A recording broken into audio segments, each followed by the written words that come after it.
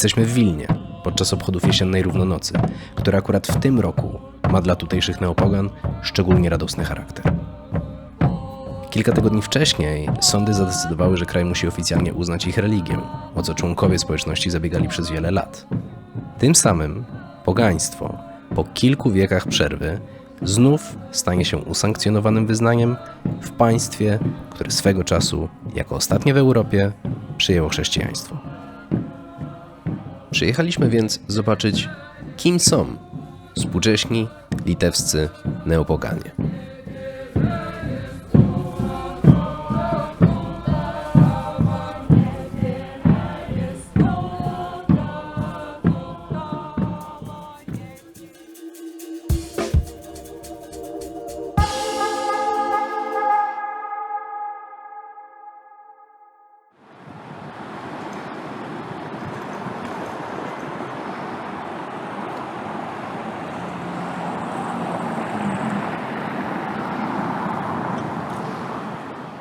Okay, so my name is Inia Trinkunene. I am highest priestess of indigenous pagan community Romuva. As you know, Lithuania was Christianized the last in Europe. Therefore, we are very happy that we have a lot of songs, a lot of evidences of our ancient faith. Beginning of our contemporary community, the start is 1967, when my late husband Jonas Trinkunas and his friends decided to celebrate Summer Solstice Festival.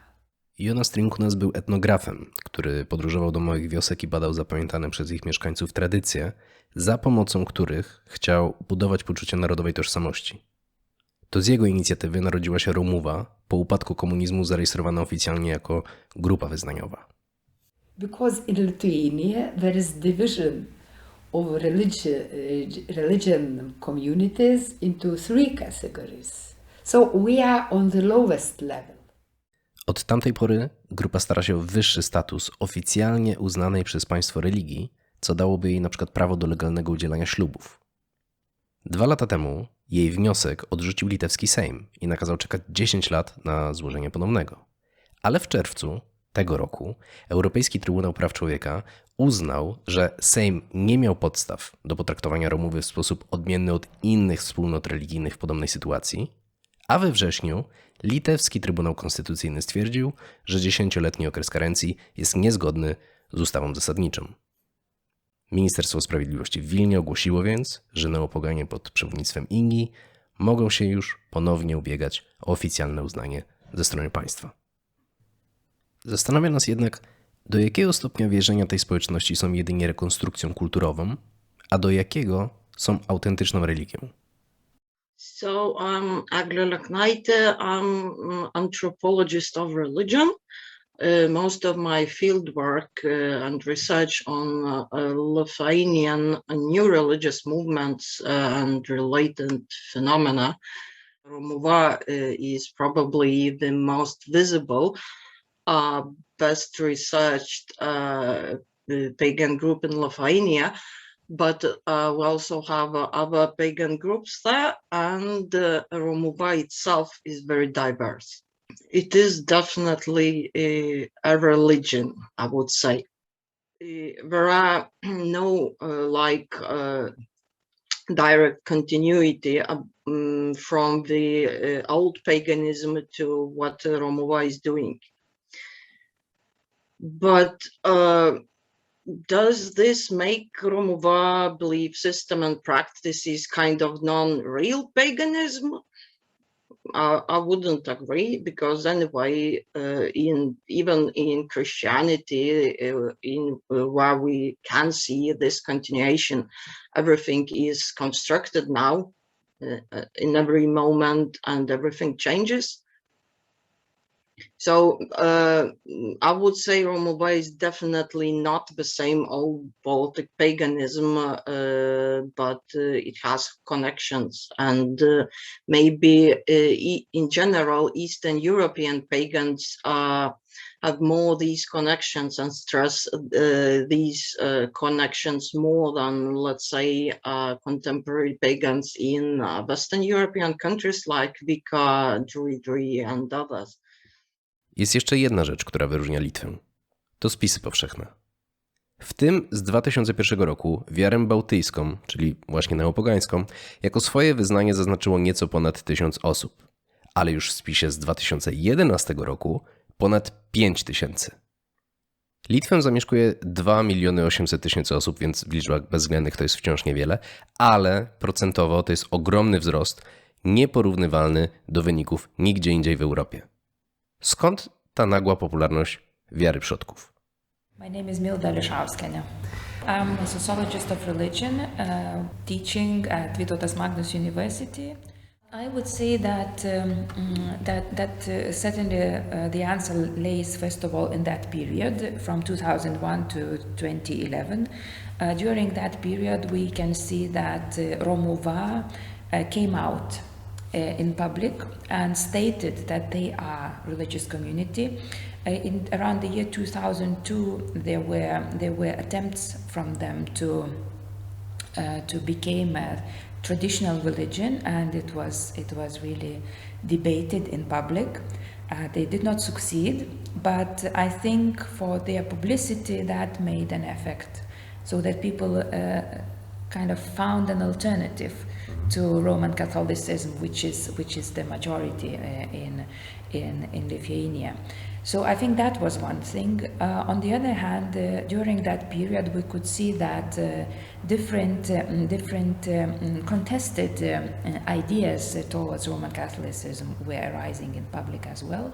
And one of the very interesting, I would say, and also influential discussion was on the role and the position Roman Catholic Church took during the funerals of the first president Brazauskas, when they took a kind of moral position, not allowing his coffin to be taken into the cathedral, and that for some people as well, there were voices saying that this is something too much that church is allowing itself, because we saw that Roman Catholic Church is something related to this national and the state idea, and now we see that they are morally going into the life of this person and not accepting his coffin, even if he was a president of this state. So that was also, I think, very difficult discussion. That was around 2010. So just before the census. In this context, I think people were more reflexive when they were adding this cross, in ticking the box in during the census, which religious community they belong to. Probably one of the reasons, yes, and with all the EU integration processes, globalization, and so on, paganism stands out as something local we can refer to and use to build and to maintain our national identity within this hostile globalizing process.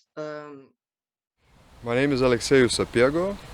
I'm composer, artist. I work in music and cinema industries.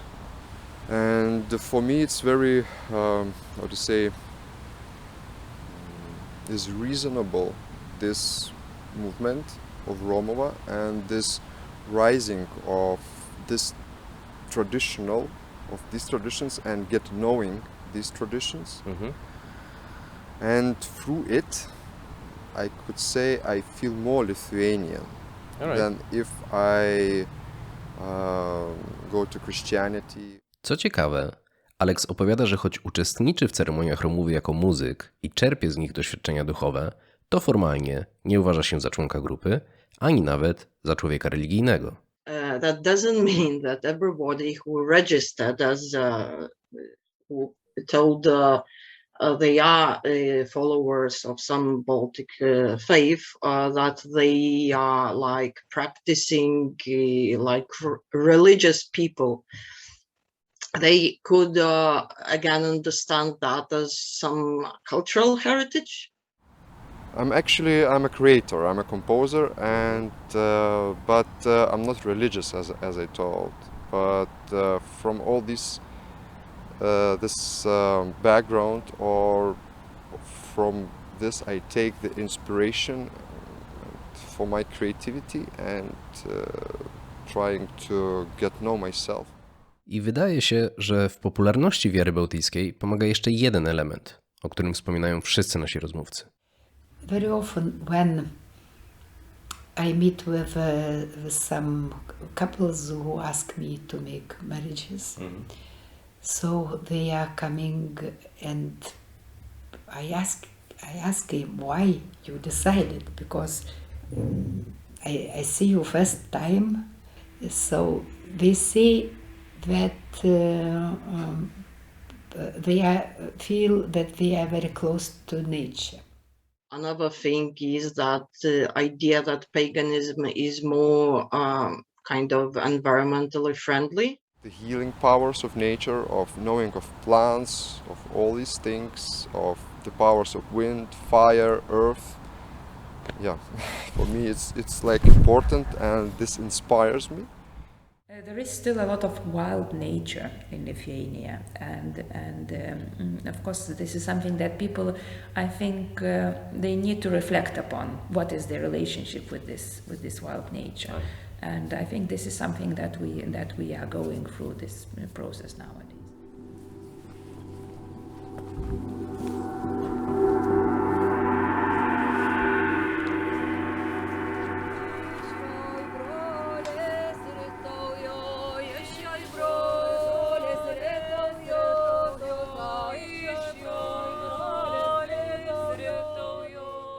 Bez względu na indywidualne motywacje uczestników, skalę zjawiska, czy oczywiście stan prawny, jedno wydaje się jednak pewne, że po wielu latach przerwy pogańskie obrzędy na trwałe wróciły do Litwy.